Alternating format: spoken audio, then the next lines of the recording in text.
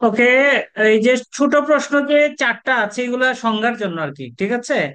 এগুলা তোমরা নিজেরা দেখে নিবা, এগুলা তেমন কিনা। আমরা বড় প্রশ্ন থেকে শুরু করি, এবং আমার মনে হয় যে এই প্রশ্নটা তোমাদের জন্য ইম্পর্টেন্ট, ঠিক আছে? বৃত্ত উপপাদ্য উপপাদ্যটি বর্ণনা ও প্রমাণ করো, ঠিক আছে? আমরা এটা থেকে শুরু করবো, ওকে? তো ধরি এফ অফ জেড হচ্ছে একটা কমপ্লেক্স ফাংশন যা সীমাহীন প্রবাহের জটিল বেগ বিভব নির্দেশ করে, ঠিক আছে? ধরো আমাদের বেগ বিভব কি নির্দেশ করে? ডাব্লিউ দ্বারা নির্দেশ করে। ডাব্লিউ থেকে থাকে ফাই প্লাস আই সাই। যেহেতু এটা কমপ্লেক্স ফাংশন, সেজন্য আমি এই কমপ্লেক্স ফাংশনটা এফ অফ জেড দ্বারা প্রকাশ করলাম। যেন বৃত্ত অত এর অভ্যন্তরে প্রবাহের কোনো কুটিলতা নেই। আমরা একটু পরে বুঝবো কুটিলতা জিনিস কি। অর্থাৎ তার ভিতরে কোনো সিঙ্গুলার পয়েন্ট বা অন্য কোনো কিছু নাই, ঠিক আছে? অর্থাৎ একটা ফাংশন, একটা বৃত্তের, এই বৃত্তটার ব্যাসার্ধ কত এ এবং কেন্দ্র হচ্ছে 0 0, এই বৃত্তের অভ্যন্তরে তার কোনো কুটিলতা বা তার কোনো কুটিলতা নেই। অর্থাৎ কি কি নেই? উৎস নেই, বিপরীত উৎস নেই, ডাবলেট বা ঘূর্ণাবর্ত না থাকলে, ঠিক আছে? ওকে। যদি এরকম হয় তাহলে এই বৃত্তাকার নল, মনে করো তোমার কাছে আহ, এই বৃত্তের সমীকরণ, চিত্রটা কিরকম হবে? কেন্দ্র থাকবে আর ব্যাসার্ধ এ দিয়ে একটা বৃত্ত হবে, ঠিক আছে? এই বৃত্তটা যদি আমি কোনো প্রবাহিত স্রোতে তরলে স্থাপন করি, ঠিক আছে, তাহলে তরল যে কিভাবে প্রবাহিত হবে, মানে স্রোতের গতিশীল কিরকম হবে, সেটা এই ফাংশন দ্বারা নির্দেশিত হবে। আমার কথা বোঝা গেছে?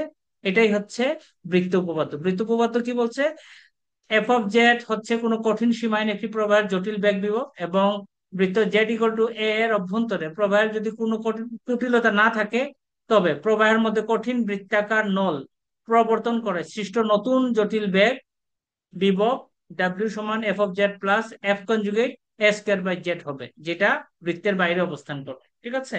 অর্থাৎ আমার কাছে সোজা কথায় একটা কম বিভব থাকবে। যদি আমি একটা বৃত্ত স্থাপন করি তরলের অভ্যন্তরে, তাহলে এই ফাংশনটার পরিবর্তিত ফাংশন হবে f of z plus F conjugate s square by Z. এটা আমাকে প্রমাণ করতে বলছে। তাহলে এখন দেখো, আমাদের কাছে বৃত্তের সমীকরণ কত দেয়া আছে? মডুলাস জেড ইকুয়াল টু এ। আর আমরা জানি যে আমরা মডুলাস জেড স্কয়ার সমান এ স্কয়ার দিতে পারি, ওকে? মডুলাস জেড কাকে বলে? মডুলাস জেড হচ্ছে জেড ইন্টু জেড কনজুগেট সমান স্কোয়ার। এটা জানা থাকতে হবে, ঠিক আছে? মডুলাস জেড এর স্কোয়ার সমান জেড ইন্টু জেড কনজুগেট, এটা তোমার জানা থাকতে হবে, ওকে? তাহলে আমরা এখানে জেড কনজুগেট সমান কত লিখতে পারি? জেড কনজুগেট সমান এ স্কোয়ার বাই জেড লিখতে পারি নাকি পারি না? এতটুকু পর্যন্ত ক্লিয়ার কিনা দেখো।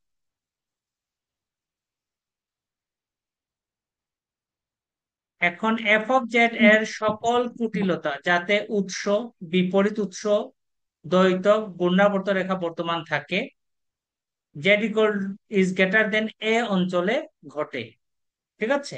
তাহলে দেখো, আমার কাছে এফ অফ জেড এর অভ্যন্তরে কোনো কুটিলতা নাই, তাইলে তার কুটিলতা বা উৎস, অর্থাৎ এফ অফ জেড এর জন্য যে উৎস, বিপরীত উৎস থাকবে, তারা এই বৃত্তের অভ্যন্তরে যদি না থাকে তাহলে এর বাইরে থাকবে। এর বাইরে থাকাটাকে কি বলবো? বৃত্তের, জেড বৃত্ত, জেড ইকুয়াল টু এ বৃত্তের বাইরে, সেটাকে আমরা এইভাবে প্রকাশ করব, ঠিক আছে? তার মানে এফ অফ জেড এর যত কুটিলতা, অর্থাৎ উৎস, বিপরীত উৎস, দ্বৈত, ঘূর্ণাবর্ত, এগুলা বৃত্তের বাইরে অবস্থান করবে, এবং বৃত্তের বাইরেকে অবস্থান করাকে আমরা মোট জেড ইজ গ্রেটার দেন এ দ্বারা প্রকাশ করতে পারি। এতটুকু পর্যন্ত ক্লিয়ার? এখন আমার কাছে এই যে জেড আছে, জেড এর কনজুগেট এর ফাংশন যদি লিখি, তাইলে এফ অফ জেড কনজুগেট হবে। এফ অফ জেড কনজুগেট মানে কত? একটু আগে জেড কনজুগেট সমান কত পেয়েছি? A square by z. তাহলে f of a by a square by z লিখতে পারবি জেড কনজুগেট কে। এখন খেয়াল করো, এফ অফ জেড এর জন্য শর্তটা হচ্ছে বাইরে, বৃত্তের বাইরে। তাহলে জেড এর কনজুগেট মানে উল্টা, তাহলে কি হবে? বৃত্তের কি হবে? অভ্যন্তরে হবে, সেজন্য আমরা এটাকে এইভাবে দিলাম। তাহলে এফ অফ জেড কনজুগেট এর কুটিলতা মোট জেড লেস দেন এ, বৃত্তের অভ্যন্তরে বিদ্যমান থাকবে। ঠিক আছে, বোঝা গেছে? তাহলে আমাদের ফাংশনের কনজুগেট এফ হচ্ছে আমার ফাংশন, তাহলে ফাংশনের কনজুগেট কি হবে? F conjugate A square by Z. এটা কোন ফাংশন? এই যে এই ফাংশনটা f of z, f of a square by z এর কনজুগেট ফাংশন হচ্ছে f conjugate A square by Z. এটা কোথায় থাকবে? এটা বৃত্তের বাইরে অবস্থান করবে। আমার কথা বোঝা গেছে কিনা দেখ, নাকি আবার বলা লাগবে?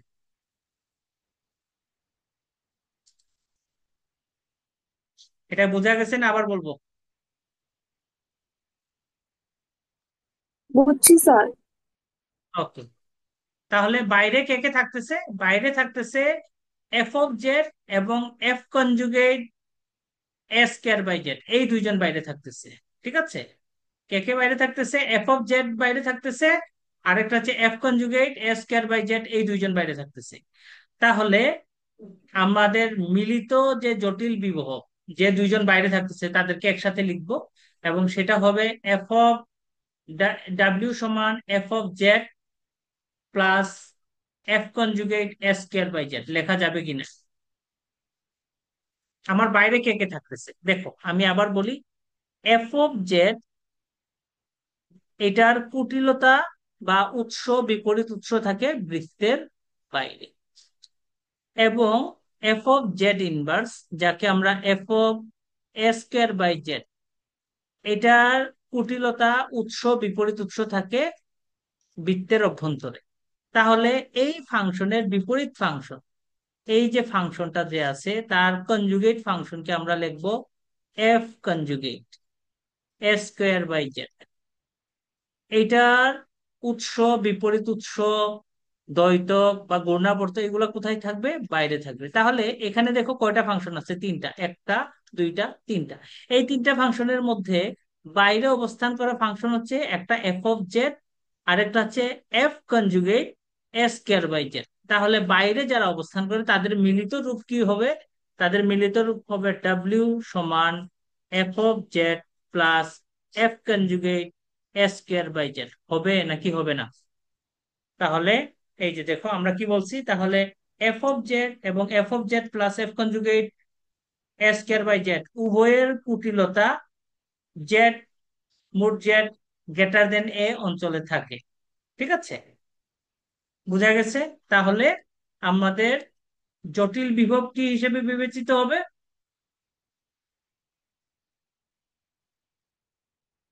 তাহলে আমাদের জটিল বিভব বিবেচিত হবে W is equal to f of z plus F conjugate A square by z. ঠিক আছে, তাহলে W is equal to f of z plus A square f conjugate A square by z. এই লাইনটুকু ক্লিয়ার কিনা দেখো, এই লাইনটুকু clear হয়েছে কিনা দেখো। ওকে, এটা কি ক্লিয়ার হয়েছে? জি স্যার। ওকে, এখন জি খেয়াল স্যার। করো, মোট জেড সমান এ, এটা হচ্ছে একটা বৃত্তের সমীকরণ। ওকে, এখন এই বৃত্তের ব্যাসার্ধ কত বলো তো? এ। এখন আমরা যদি জেড এর পোলার আকার কি বলতো?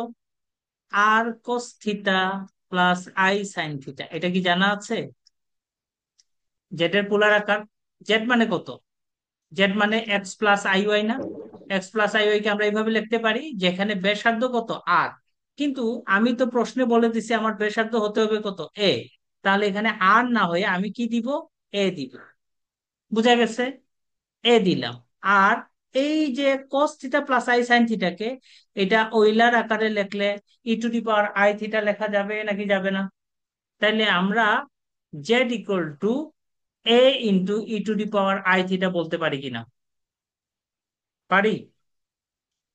তাহলে জেড জি কনজুগেট স্যার। সমান কি বলতে পারি? জেড কনজুগেট সমান এ স্কোয়ার বাই জেড সমান A square by A E to the power I theta.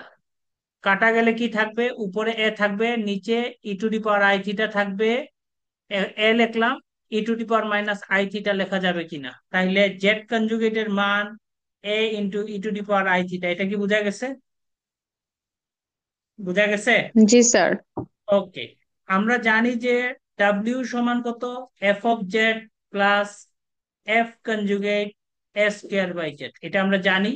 এখন এখানে জেড এর বদলে A E to the power I theta বসালাম। তাহলে F conjugate A E to the power minus I theta লেখা যাবে? যাবে? যাবে স্যার। জি স্যার। ওকে। তাহলে A E to the power I theta plus এই যে এফ কনজুগেটটাকে যদি আমি ফুল ফাংশনের উপর, যেমন ধরো চলক সহ যদি এরকম কনজুগেট আকারে লিখি, তাহলে ভিতরে এই যে এটার কনজুগেট বসবে, এটার উল্টাটা বসবে। মাইনাসের উল্টা কি হয়? প্লাস হয়। এটা লেখা যাবে? আমি ফাংশন সহ পুরা পুরা ফাংশনটাকে যদি আমি এফ এর উপর না দিয়ে পুরাটা চলক সহ যদি দেই, তাহলে কি হবে? সেটা এই ভিতরে যে চলকটা থাকবে তার কনজুগেট বসবে। ভিতরের চলক কত? E to the power minus I theta, এর কনজুগেট হচ্ছে E to the power I theta. এতটুকু বোঝা গেছে কিনা দেখো? এতটুকু বোঝা বুঝছি গেছে? স্যার। ওকে। এখন খেয়াল করো, এখানে যে আছে তার কনজুগেট এখানে আছে। বলা যায় নাকি যায় না? বলা যায়। তাহলে যাবে। ডাব্লিউ ডাব্লিউ তে কে কে থাকতেছে? ডাব্লিউ তে কোনো ফাংশন থাকতেছে প্লাস তার কনজুগেট থাকতেছে। তাহলে আমরা জানি যে ফাংশন, ধরো আমি জানি যে জেড সমান এক্স প্লাস আই ওয়াই, তার কনজুগেট কত? জেড কনজুগেট সমান কত? X minus i y. এখন এই দুইটা যদি যোগ করো তাহলে কত আসবে বলো তো? কত আসবে? 2x। 2x। তার মানে কোন চলক এবং তার কনজুগেট যদি যোগ করি তাহলে রিয়েল আসে। রিয়েল আসে নাকি আসে না? আসে স্যার। তাহলে কোন ফাংশন এবং তার কনজুগেট ফাংশন যোগ করলে রিয়েল আসবে নাকি আসবে না? আসবে স্যার। তাহলে সেজন্য আমি এই কথাটা লিখছি, একটি জটিল রাশি এবং ইহার অনুবন্ধী জটিল জটিল অনুবন্ধী, এই দুইয়ের সমষ্টি, যা একটি কি নির্দেশ করে? বাস্তব সংখ্যা নির্দেশ করে। এতটুকু পর্যন্ত বোঝা গেছে কিনা দেখো? এতটুকু বোঝা গেছে? জি স্যার। জি স্যার। তাহলে আমরা জানি যে জটিল বেগ বিভব কত? ফাই প্লাস আই সাই, জানি না? সমান আমাদের কাছে কত আছে? F of A E to the power I theta plus F conjugate A E to the power I theta. এই পুরাটা হচ্ছে বাস্তব।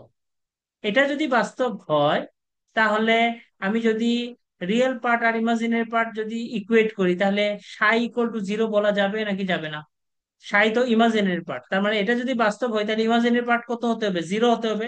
সেজন্য জেড ইকুয়াল এ বৃত্তে সাই হচ্ছে ইমাজিনারি পার্ট অফ ডাব্লিউ, যেটা জিরো বোঝায়। ইহা দেখায় যে বৃত্তাকার সীমানা একটি স্রোতরেখা যা বাইরের প্রবাহের কোনো প্রবাহ নাই, প্রবাহের কোনো প্রবাহ নাই। তাহলে জেড ইকুয়াল টু এ নতুন প্রবাহের একটি সম্ভাব্য সীমানা যার যথার্থ বেগ বিভব হচ্ছে এটা। স্ট্রিম ফাংশন জিরো, সেটা বোঝা গেছে কিনা দেখো? তাইলেই হয়েছে, আর কিছু লাগবে না। এতটুকু পর্যন্ত ক্লিয়ার কিনা দেখো? ক্লিয়ার? বুঝছি স্যার। স্যার ওই জি। জায়গাটা, বল, কোন জায়গাটা? ওই জায়গাটা স্যার, ওই সাই সমান স্যার ইমাজিনারি পার্ট। কেন জিরো হলো সেটা বুঝতে পারতেছো না নাকি? স্যার এটাই। আচ্ছা, ওকে ওকে, দেখো।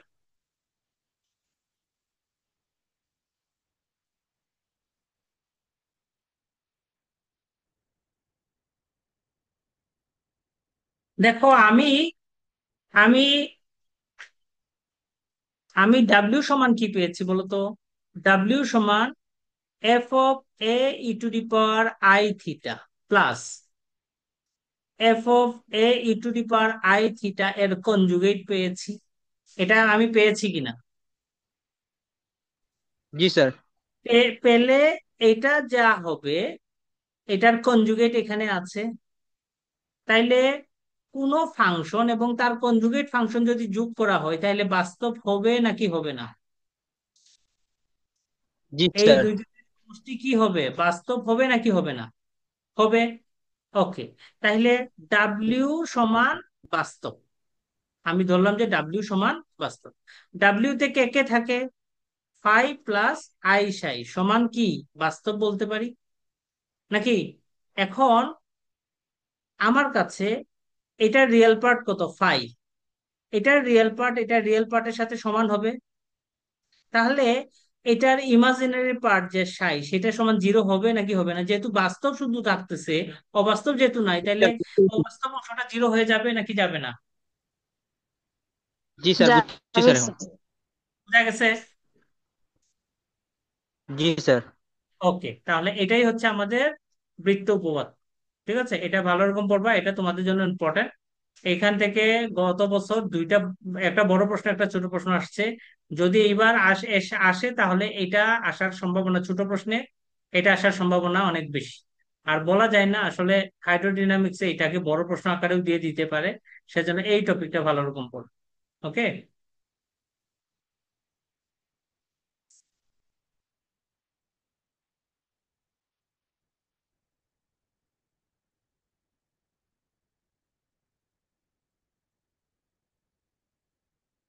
ওকে, তাহলে আমরা পরের টপিকটাই যাই।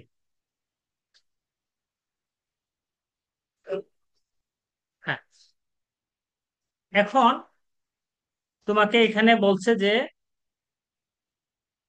তোমাকে একটা ব্যাগ বিভব দেয়া আছে। ঠিক আছে, বলছে যে অসীম বেগে ইউ, অসীমে বেগ হবে ইউ, এবং এটা বাস্তব অক্ষের বিপরীত দিকে ক্রিয়া করবে, সেটা বের করতে বলছে। ওকে, তাহলে প্রথম অংশটা প্রমাণ করার জন্য দেখো কি করা লাগবে। আমার কাছে ডাব্লিউ সমান দেয়া আছে কত, U Z plus S square by Z plus I K ln Z by A, এটা দেয়া আছে। আমাকে বেগ বের করতে বলছে। ঠিক আছে, এখন দেখো মনে থাকে যেন বেগ কিউ সমান ডি ডাব্লিউ ডিজেড এর মান, এটা মনে থাকে যেন। এটা হচ্ছে বেগের মান। ওকে, বেগকে তো আমরা কিউ দ্বারা প্রকাশ করি। ঠিক আছে, বোঝা গেছে? এবং সেটা হচ্ছে এইভাবে লেখা হয়। তাহলে তোমার কাছে যদি জটিল বেগ বিভব থাকে, তাকে যদি জেড এর সাপেক্ষে ডিফারেন্সিয়েট করো এবং তার যদি মান বের করো, তাহলে সেটাই হবে বেগ। তাহলে তোমার প্রথম কাজ হবে ডাব্লিউ কে জেড এর সাপেক্ষে ডিফারেন্সিয়েট করা। তাহলে টি ডাব্লিউ ডিজেড সমান ইউ, জেড কে করলে হবে one, minus one by Z কে করলে কত হবে, minus one by Z square হবে, plus I K ln Z by A কে ডেরিভেটিভ করলে আসবে ওয়ান বাই জেড। এটা মনে থাকবে। ওকে, বোঝা গেছে? এখন যদি তোমার কাছে, ও আচ্ছা, এটা সরি, এটাকে বলে দ্রুতি, এটাকে বলে দ্রুতি। আর যদি বেগ বলে, বেগ যদি বলে তাহলে কিউ সমান মাইনাস ডি ডাব্লিউ ডিজেড, এটা মাথায় থাকে যেন, বেগ হলে মাইনাস ডি ডাব্লিউ ডিজেড। তাহলে আমি এটাকে মাইনাস আকারে লিখি, তাহলে মাইনাস আকারে লিখলে কি হবে, মাইনাস ডি ডাব্লিউ ডিজেড সমান minus u one minus S square by Z square. ঠিক আছে, minus i k by z. লেখা যাবে নাকি যাবে না? বোঝা গেছে? এখন যখন অসীমে হবে, জেড এর মান যখন অসীমে হবে, জেড জেড টেন্স টু কত হবে, জিরো হবে। জেড টেন্স টু জিরো হলে one by a square by Z square zero, i k by z এর মান জিরো, তাহলে থাকবে কত, minus d W d z equal to minus u, থাকবে নাকি থাকবে না? বুঝা গেছে? বুঝেছি? জি স্যার। তাহলে আমি কি বলতে পারি, অসীমে এর বেগ ইউ আসছে, ইউ আসছে, এবং মাইনাসটা দেখো বাস্তব অক্ষের বিয়োগ বিয়োগ দিক নির্দেশ করে, তাহলে মাইনাসটা দ্বারা কোন দিকে বোঝাবে সেটা আমরা বুঝতে পারতেছি। এতটুকু পর্যন্ত ক্লিয়ার কিনা দেখ, ক্লিয়ার? জি স্যার। ওকে, এরপরে আমি শ্রুত রেখা বের করব, মানে সাই বের করব। সাই বের করব, এখন খেয়াল করো আমার কাছে টি ডাব্লিউ আছে। ডাব্লিউ এর দুইটা অংশ না? ডাব্লিউ এর কয়টা অংশ? দুইটা অংশ, একটা হচ্ছে ফাই আর একটা হচ্ছে আই সাই, নাকি? তাইলে আমরা ডাব্লিউ কে দুইটা অংশ আকারে লিখি। যেমন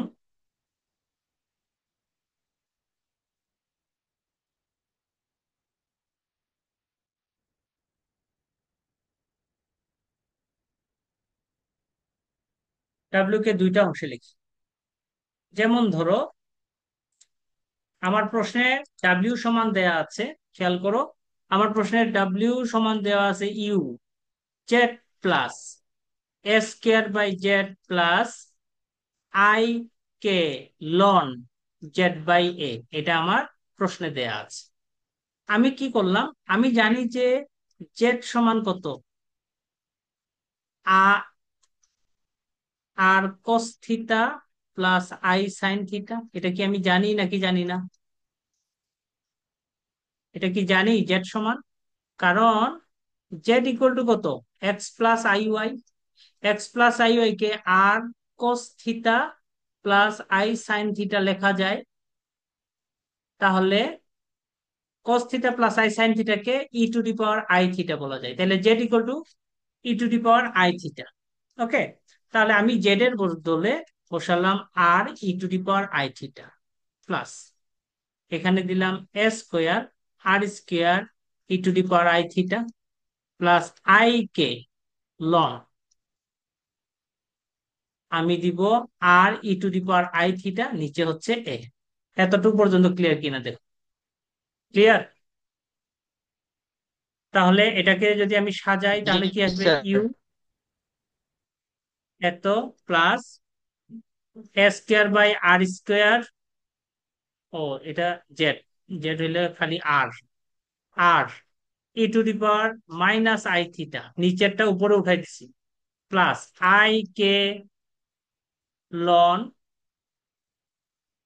আর by A plus ln E to the power I theta. এটা বুঝো কিনা দেখো? এটাকে লনের যে দুইটা ছিল আর বাই একে একটা মনে করলাম, ই টু দি পাওয়ার আই থিটাকে আরেকটা মনে করলাম। এখন এটাকে যদি আলাদা করে লিখি দেখো, E to the power I থিটাকে cos theta plus I sine theta লিখতে পারি, E to the power minus I থিটাকে cos theta minus I sine theta লিখতে পারি। ওকে, লেখা যায়? তাহলে এখান থেকে রিয়েল পার্ট গুলো একদিকে নেই, রিয়েল পার্ট একসাথে নিলে কত হবে, আর কমন যাবে cos theta a square by r cos theta minus এই যে এখানে আই থিটার, এটা সামনে চলে আসবে। এটা বোঝা গেছে কিনা দেখো, এই লাইনটা বোঝা গেছে কিনা দেখো? বুঝেছো? এই যে E to the power I theta আছে না, সেটা সামনে গিয়ে বসবে। সামনে গিয়ে বসলে কত হবে, I K into I theta ln E সমান কত, I square K theta ln E মানে হচ্ছে ওয়ান, আই স্কোয়ার মানে কত মাইনাস, তাইলে মাইনাস কে থিটা, এই দেখো মাইনাস কে থিটা চলে আসছে। ওকে, আর আই যুক্ত অংশ কারা কারা আছে, সাইন থিটাই আছে, মাইনাস এই যে সাইন থিটা, তারপরে I K ln R by A, এটাকে একসাথে লেখি। ঠিক আছে? বুঝা গেছে কি? জি বুঝা গেছে? স্যার। তাহলে এখন দেখো রিয়েল পার্ট এবং ইমাজিনারি জি পার্ট স্যার। যদি আলাদা করি, আমাকে তো স্রোতের সমীকরণ বের করতে বলছে, তাইলে ইমাজিনারি পার্ট নিতে বলছে, তাইলে ইমাজিনারি পার্ট যদি নেই তাহলে কত হবে, R minus S square by R sine theta plus K ln R by A. আসবে নাকি আসবে না? আসবে? এতটুকু বোঝা গেছে কিনা জি দেখো? স্যার। এখন দেখো স্রোত বরাবর, স্রোত বরাবর সাই ইকুয়াল টু কত, জিরো। তাহলে এই পুরা মান কত ধরবো, জিরো ধরবো। তাইলে কত, R into S square by R sine theta. ঠিক আছে? এখন দেখো এই যে এইটা, এটাতে কি এটা এই যে এই অংশটা নিয়ে আমি জিরো করলাম। ঠিক আছে, তারপরে এটাকে সাজাও, আর স্কোয়ার কমন, আর স্কোয়ার মাইনাস এ স্কোয়ার। ঠিক আছে, আর সাইন থিটা এই পাশে হয়ে আসে জিরো হবে, তারপরে এটা সমান জিরো হবে। এখান থেকে সাজায় বৃত্তের সমীকরণ পাওয়া গেছে। এতটুকু বোঝা গেছে কিনা দেখো?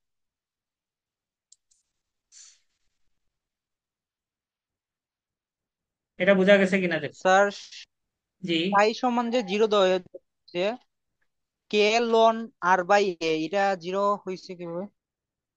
আচ্ছা দেখো, আমার কাছে স্রোতরেখার সমীকরণ বের করতে বলছে, ঠিক আছে? কারণ স্রোতরেখার সমীকরণ বের করতে গিয়া আমার এই একটা অংশ আছে, এই একটা অংশ আছে, ঠিক আছে?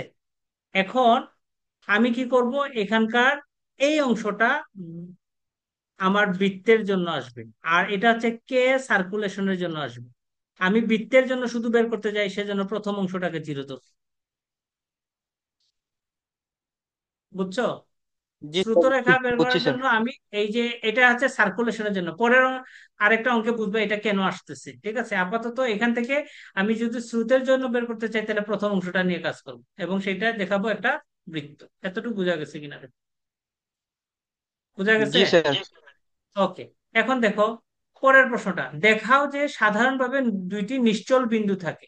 আমাকে তিনটা জিনিস প্রমাণ করতে বলছে। বেগ, অসীমে বেগ কত হবে, বৃত্ত হচ্ছে একটি স্রোত রেখা, এবং এখন বলছে যে নিশ্চল বিন্দু। নিশ্চল বিন্দু কি? যে বিন্দুতে বেগের মান শূন্য তাকে বলা হয় নিশ্চল বিন্দু। আমার কথা বোঝা গেছে? যে বিন্দুতে কি হয়, বেগের মান শূন্য হয় তাকে বলা হয় নিশ্চল বিন্দু। আমরা প্রথম অংশটায় বেগের মান বের করে রাখছিলাম। বেগের মান কত? এই যে এটা হচ্ছে বেগের মান। এটা বেগের মান না? যে একবার ডিফারেন্সিয়েট করে ডি ডাব্লিউ ডিজেড এর আগে মাইনাস দিয়ে বসাইছি, বেগ হয় বলছিলাম না? জি স্যার। জি এখন স্যার। এই বেগকে আমরা জিরো, এটাকে যদি আমি জিরো ধরি, তাহলে দেখো কিভাবে আসে।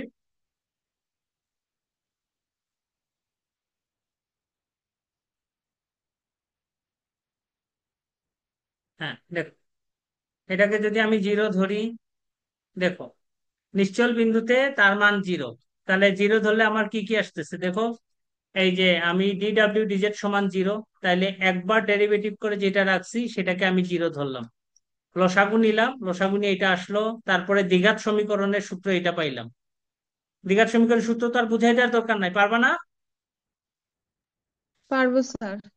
এবং এটাকে আলাদা করলে দেখো, আলাদা করলে আমাদের কি আসে, আমাদের দুইটা অংশ আসবে। এই যে আমরা যদি এটাকে প্লাস দিয়ে একবার মাইনাস দিয়ে একবার করি, তাহলে আমাদের এই যে রুটের ভিতরে অংশটাকে সাজাইলে এইভাবে আসে। এতটুক পর্যন্ত তোমরা ইজিলি আসতে পারবা। আমার কথা বোঝা গেছে? এখন খেয়াল করো, আমি নিশ্চল বিন্দু পেতে চাই, জেড এর মান পেতে চাই। জেড এর মান পেতে হলে এটা বাস্তব হতে হবে, এটা অবাস্তব হইলে তো হবে না। তাহলে এটা বাস্তব হওয়ার জন্য কি, রুটের ভিতরের মান পজিটিভ হইতে হবে। তাহলে সেজন্য আমি কি লিখছি দেখো, 1 - k/2 u a, এটা গ্রেটার দেন জিরো হতে হবে। তার মানে ওয়ান কে ওই পাশে নাও, তাইলে k/2 u a এর স্কোয়ার, এটা কত হবে? এটাকে যদি আমি ওই পাশে নেই, লেস দেন ওয়ান হবে। ওকে, তাইলে স্কোয়ার উঠাই দাও, তাইলে k/2 u a less than one. এই যে আসছে, এটা আসছে। আমার কথা বোঝা গেছে? এখন আমি চিন্তা করি যে এই যে আই এর সাথে যে অংশটা আছে, সেটাকে আমি মনে করি সাইন বিটা। ওকে, এটাকে আমি সাইন বিটা মনে করি। তাহলে সাইন বিটা ইকুয়াল টু কত লিখতে পারি, k/2 u a লিখতে পারি। তাহলে দেখো 1 - k/2 u a whole square এর রুট কে কত লেখা যায়, 1 - sin² বিটা এর রুট সমান কি, cos² বিটা এর রুট সমান কি, cos বিটা লেখা যাবে নাকি যাবে না? তাহলে এটাকে যদি সাইন ধরি, তাহলে রুটের ভিতরের পরের অংশটা হবে cos বিটা। এতটুকু বোঝা গেছে কিনা দেখ। বোঝা গেছে? বুঝছি স্যার। এবং প্লাস ধরে একবার মান বের করবো, মাইনাস ধরে একবার মান বের করবো, তাহলে এইগুলোই হচ্ছে তার নিশ্চল বিন্দু। ক্লিয়ার? ক্লিয়ার? জি স্যার। জি। ওকে, তাহলে আমরা পরের টপিকটাই যাই।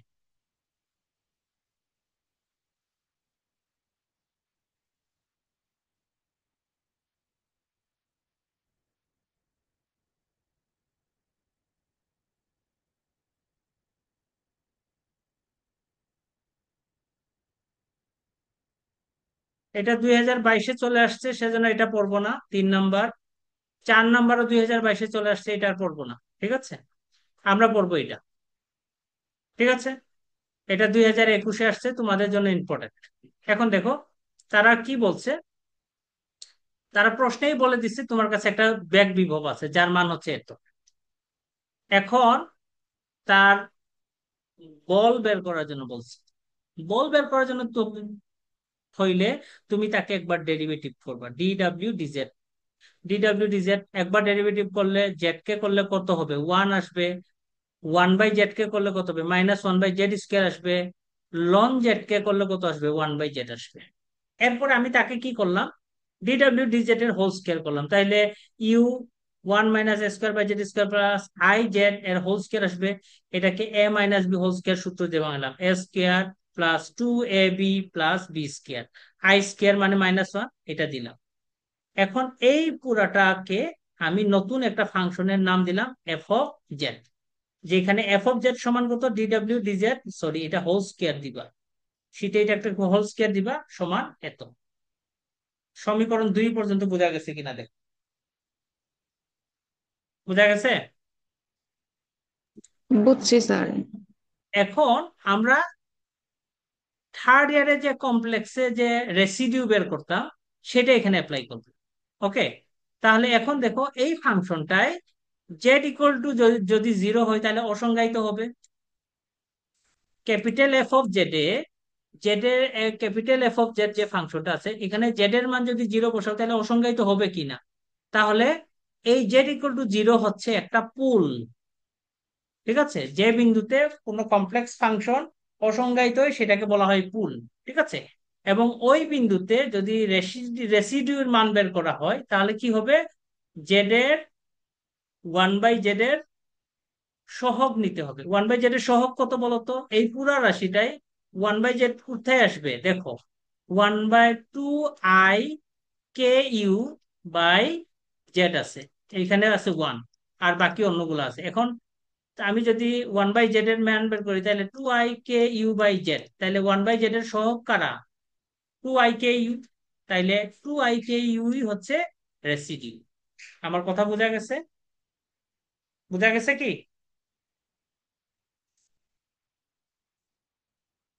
এখানে রেসিডিউ হবে যে বিন্দুতে অসংজ্ঞায়িত হচ্ছে সেই বিন্দুর জন্য তার সহগের মান। তাহলে 1/z এর সহগের মান কত, 2i/ku।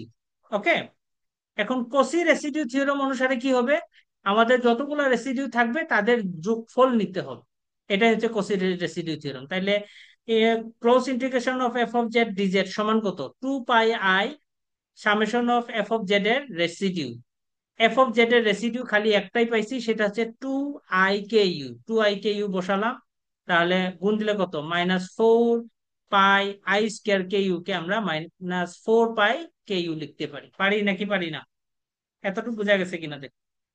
এখন জি স্যার। এই উপপাদ্য, এই উপপাদ্যটা আমরা পড়িনি, এটা সবার শেষে পড়বো। এটার একটা থিওরি আছে যেটাকে বলা হয় x - iy সমান half i rho close integration DW dz whole square dz। এটা হচ্ছে থিওরি, তাদের সূত্র। তাহলে 1/2 i রো, এই দেখো DW dz হোল স্কয়ার মানে কি, DW dz হোল স্কয়ার মানেই হচ্ছে f(z), আর f(z) এর ইন্টিগ্রেশনের মান কত বের করে রাখছি, মাইনাস, কত বের করে রাখছি, -4π/ku। তাহলে গুণ দিলে কত আসবে, 2 দিয়ে 2 কে কাটাও, তাহলে কত হবে, -2πi/ρ/ku আসবে নাকি আসবে না? আর ডান দিকে বাম দিকে থাকবে কি, x - iy।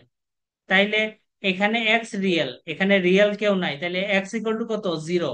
y = কত, ইমাজিনারি পার্ট আই এবং আই বাদ দাও, তাহলে কত, মাইনাস মাইনাস বাদ যাবে, তাহলে 2π/ρ/ku পাওয়া যাবে নাকি যাবে না? তাহলে নলটি ওয়াই অক্ষ বরাবর একটি উত্তোলিত বল অত অনুভব করে। এখন কেন উত্তোলিত বলা হচ্ছে, কারণ এক্স হচ্ছে ভূমি বরাবর আর ওয়াই হচ্ছে উলম্ব বরাবর কাজ করে, সেজন্য এই বলটাকে উত্তোলিত বল হিসেবে বলা হয়েছে।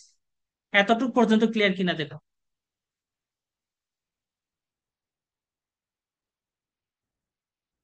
ক্লিয়ার? জি স্যার। আজকে জি স্যার। এতটুকুই আজকে এতটুকুই থাকুক। আগামী ক্লাসে পুরো বাকি অংশটুকু শেষ করে দিব, ঠিক আছে? কালকে। ওকে। জি স্যার। ওকে, ঠিক আছে, তাহলে আজকে এতটুকুই থাকুক। হ্যাঁ, ওকে, তাহলে অফ করে দিলাম। নমস্কার স্যার। হ্যাঁ, নমস্কার। আদাব স্যার। আদাব। আদাব স্যার। আদাব। আদাব। আদাব।